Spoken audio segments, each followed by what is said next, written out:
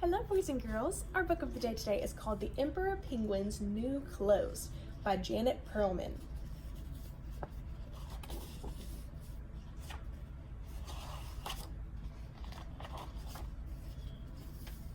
There was once an emperor penguin who was so fond of fine clothes that he spent nearly all his money on them. He had a different outfit for every hour of the day, and if he didn't have anything new to wear, he was soon to be filled with boredom. "It is the clothes that make the penguin," he would often say. He had no time for his soldiers or his royal subjects. If anyone asked where the emperor was, the answer nearly always was, "He's in the dressing room."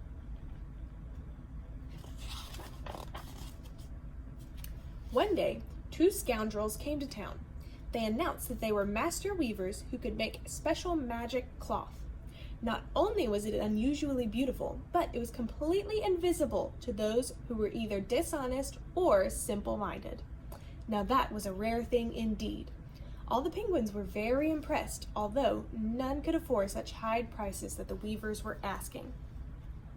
So they say that it's invisible if you're not very smart or if you're not honest. Do you think this cloth really exists, or do you think they're just making it up?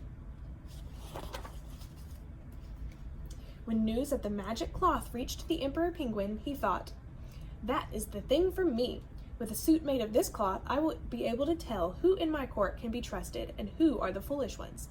I must order some of this cloth at once." So the emperor commanded that the weavers to make some of their special cloth for him. Large amounts of gold were paid for them, and they were given the finest silk thread to which to weave the cloth. The scoundrels set up two huge weaving looms, but they kept the silk for themselves. They sat at the loom all day and night, pretending to be very busy, though there was no thread on the machines at all. After a time, the emperor wondered how the cloth was coming along, so he sent 3 trusted high officials to inspect it for him. The weavers greeted them with much excitement. "See for yourselves," they exclaimed. "The emperor's cloth is the most beautiful thing we have ever woven." But when the high officials looked at the looms, their beaks dropped. They could see nothing at all. The weavers pointed out the fine details, the patterns here, the colors there. The high officials put on their spectacles, but they could not see a single thread. "Is it possible that I am dishonest or a simpleton?" each one of them thought to himself. "Perhaps I am not fit to be a high official. The emperor must never find out."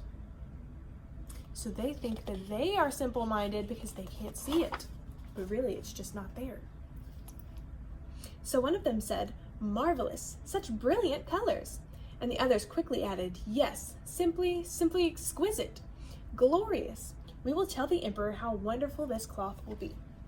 The emperor was delighted to hear the good news and sent the weavers more gold and silk to finish their work. And again, they kept the silk for themselves and did no weaving at all. Time passed and the emperor grew impatient to see his cloth, so he decided to visit the weavers himself. He took with him the wisest advisors, including 3 of the high officials who had been there before. When the emperor arrived to the shop, the weavers bowed low and invited everyone to inspect the looms. "Isn't it the most magnificent cloth you've ever seen?" they said proudly. "Oh, yes," explained the high officials, and one added, "Why, the colors are even more vivid than I remember." Everyone else was speechless. They looked at the looms from side to side and underneath as well, but no one could see even the tiniest bit of cloth. The emperor rubbed his eyes in disbelief. "Good heavens," he thought, "if the others can see this cloth, why can't I? Am I dishonest or simple-minded?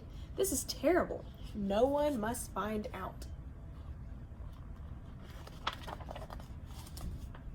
So he said, "Why, the cloth is splendid! What fine workmanship! Superb!" All the others added their praise. "Indeed, how striking the pattern is! Delightful!" The emperor immediately ordered that the suit and a long trailing cape made from the cloth. "I will wear my new clothes in the grand parade for all to see," he explained. "A brilliant idea," said one of the weavers, and they measured him for the suit right then and there. Soon every penguin in the land was talking about the grand parade. In the day that follows, the weavers could be seen busily cutting the air with their scissors, stitching with empty needles, and pretending to sew on buttons and trim. The night before the parade, they burned extra candles so that passerby would be able to see how hard they were working. In the morning, the weavers hurried to the palace and announced, "The emperor's new clothes are ready." "See, here is the jacket," said one, pretending to hold up the garment. "And here is the cape," said the other.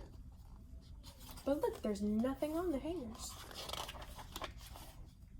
"Oh dear, I cannot see the clothes," thought the emperor, "but everyone else can, so they must be there." The weavers helped him into the suit piece by piece. "A perfect fit," said one. "A most flattering color," said the other. "Indeed," said the emperor, "these clothes are as light as a feather. Brr, is there a draft in here?"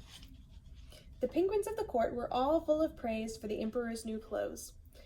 The height of fashion, they raved. Sensational. Sheer perfection. But look, the emperor isn't wearing anything.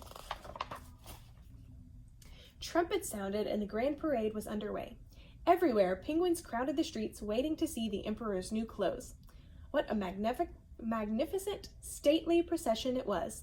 First came soldiers and marching bands in splendid uniforms, followed by dancers and acrobats in colorful costumes.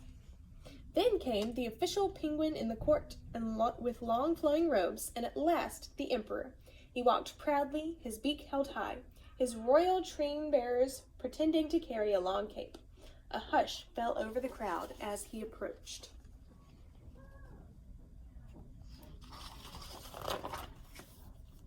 Everyone stared in amazement.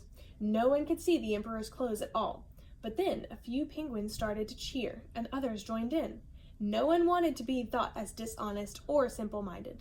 "Look at the emperor's new clothes! How majestic he is!" came the cries of admiration from every side. Everyone waved as the emperor waved back. Suddenly, a small voice rose up from the crowd. "But look, the emperor isn't wearing any clothes," the voice came from a very young penguin. Some of the crowd stopped cheering as the penguins called out louder, "Can't you see? The emperor isn't wearing any clothes at all." Now the emperor heard him too. He was shocked to hear such a thing, but soon others were repeating what the young penguin had said, first in a whisper, then louder, until the whole crowd was shouting, "He's right, the emperor has no clothes." The emperor's beak turned bright red, for he knew he must be true. So now they all know that they've been tricked. Now he could only march proudly on, his royal train bearers behind him carrying nothing at all. As for the scoundrels, they were never seen in town again. So in this story, the emperor got tricked into thinking that he had clothes on, but he really didn't have any clothes on.